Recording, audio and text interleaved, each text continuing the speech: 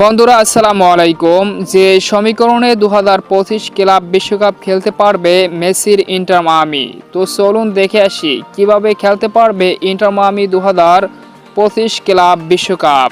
বিস্তারিত জানুন পুরো ভিডিওতে। 2025 সালে অনুষ্ঠিত হতে যাচ্ছে নতুন ফরম্যাটে ক্লাব বিশ্বকাপ, যেখানে অংশগ্রহণ করবে 32টি দল, যা ইতিমধ্যে 30টি দল নির্ধারিত হয়ে গিয়েছে ক্লাব বিশ্বকাপের জন্য।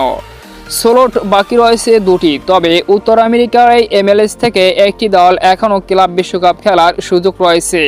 সেক্ষেত্রে হাতছানি রয়েছে লিওনেল মেসির ইন্টার মায়ামি। তো ইন্টার মায়ামি দুটি সমীকরণে 2025 ক্লাব বিশ্বকাপ খেলতে পারে। আর নাম্বার 1 সমীকরণ, যেখানে MLS এ ইস্টার্ন কনফারেন্স এবং ওয়েস্টার্ন কনফারেন্স নামে দুটি বিভাগ রয়েছে।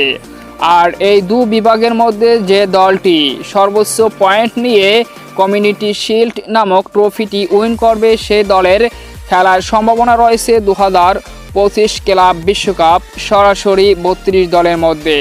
যেখানে ইন্টার মায়ামি বর্তমানে ইস্টার্ন কনফারেন্স থেকে সবার উপরে রয়েছে পয়েন্ট টেবিলে, অর্থাৎ ইস্টার্ন কনফারেন্স এবং ওয়েস্টার্ন কনফারেন্সের সম্মিলিত পয়েন্ট টেবিলে শীর্ষে রয়েছে ইন্টার মায়ামি, এবং সেটা যদি শেষ পর্যন্ত ধরে রাখতে পারে তাহলে ক্লাব বিশ্বকাপ খেলার সম্ভাবনা রয়েছে ইন্টার মায়ামির।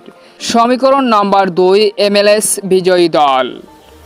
ইস্টার্ন কনফারেন্সের 9 দল এবং ওয়েস্টার্ন কনফারেন্সের 9 দল, এই মোট 18 দল নিয়ে যে ম্যাচ হবে এবং এদের মধ্যে যে দলটি চ্যাম্পিয়ন হবে তাকে দেওয়া হবে MLS বিজয়ী কাপ। আর সেই MLS বিজয়ী দলই খেলতে পারবে 2025 ক্লাব বিশ্বকাপ সরাসরি।